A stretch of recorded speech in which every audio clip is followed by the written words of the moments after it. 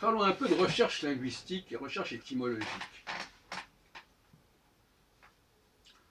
Il y a des gens, ils vont sur Internet, ils recherchent étymologie de tel mot et ils trouvent telle réponse. Et ils disent c'est ça la réponse. Donc on a beau se moquer d'Internet, le premier truc qui sort, toc, c'est la vérité. Or, concernant les étymologies, ça peut varier d'un auteur à l'autre. Faites très attention de ne pas sortir ah oui, ça y est, c'est marqué, voilà. On en est là, c'est marqué dans le journal à tel endroit. Et en même temps, on ne se prive pas de critiquer Internet, mais là, quand ça arrange, hop, on sort un truc, ça y est, c'est la vérité. Prenons le cas amusant de luck, l'anglais luck, la chance. On va essayer de discuter sur l'étymologie de ce mot. Alors, je ne vais pas revenir sur tous les détails. L'autre jour, je disais que luck faisait penser à l'allemand Glück, avec un G devant. Glück qui veut dire chanceux. Et d'ailleurs, on a l'anglais o'clock. Alors là, ça nous pose d'autres problèmes. O'clock, ça renvoie à l'heure. Pourquoi? Parce que clock, c'est la cloche. C'est un mot français, clock, cloche. Mais est-ce qu'il n'y a pas un rapport entre clock et lock? Je dis qu'en allemand, une cloche, ça se dit glock, glocke. Et donc glocke et Glück, ça ressemble beaucoup, ça se ressemble beaucoup. Donc d'ailleurs c'est normal, qu'en français, quand on dit bonheur, ça veut dire à la fois l'heure et la chance, avec un certain bonheur. Donc le mot heure et chance sont liés. Et en français, c'est très clair. D'ailleurs, il n'y a qu'en français qu'on dit bonheur, où on voit à la fois l'idée de chance et d'heure, à la bonne heure. Donc ça montre bien que quelque part, il y a quelque chose du français là-dedans. Et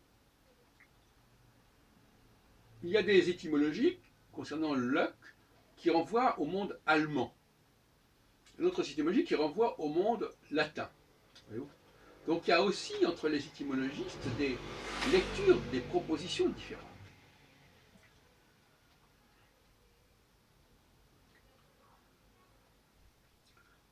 Il me semble que dans le cas de luck,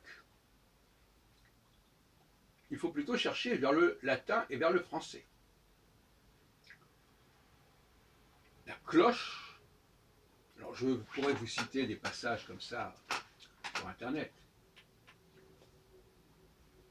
La cloche donne Glocke. Vous savez, j'en ai parlé déjà, le passage, changement, le passage d'un son chuintant à un son dur, enfin, etc. Il y a toutes sortes de passages de consonnes à une autre.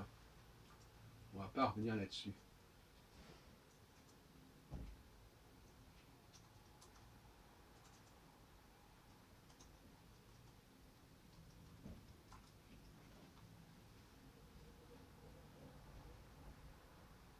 Alors, là, je vois, par exemple, sur le Wiktionnaire, du bas latin, clochia, attesté au 7e siècle, issu du gaulois glocca, la cloche.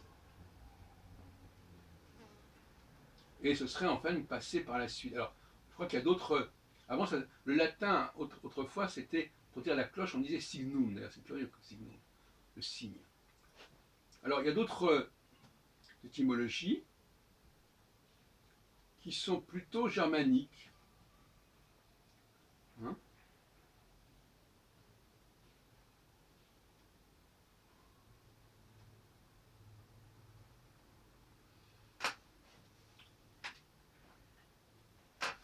Mais moi, ce qui m'intéresse, c'est, je vous renvoie, vous n'avez qu'à étudier ces questions vous-même, c'est le travail qu'on peut faire en montrant que certaines variantes dans le mot peuvent jouer.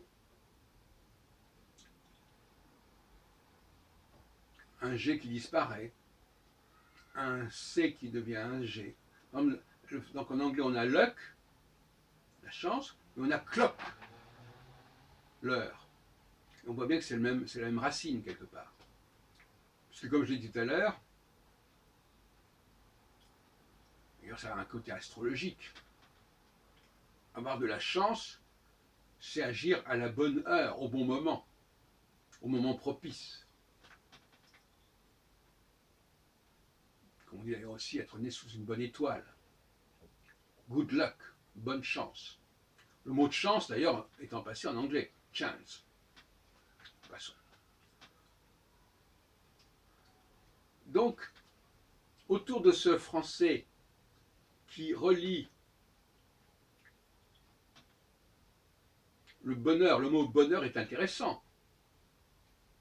Bonheur, c'est la joie, la gluck, la luck, mais c'est aussi le bon temps, le temps approprié. Et il n'y a qu'en français qu'on retrouve ces deux notions quelque part. Mais on trouve ça en anglais aussi, mais pas relié complètement. Parce qu'on a luck, la chance, et clock, l'heure. Mais on ne les relie pas ensemble. Donc là, on a un élément matriciel du français qui aurait en quelque sorte rayonné à la fois sur l'anglais et sur l'allemand. Ce n'est rien d'extraordinaire. On sait très bien que le français a marqué les deux langues, d'une manière ou d'une autre, diversement. Et par conséquent, dans certains cas, ce n'est pas parce qu'une expression existe en allemand et en anglais qu'elle est forcément germanique. Elle peut aussi être d'une influence française ou latine commune aux deux langues, ou passant d'une langue à une autre. Voilà ce que je voulais vous dire sur cette espèce d'exercice de style étymologique. Vous en ferez ce que vous voudrez.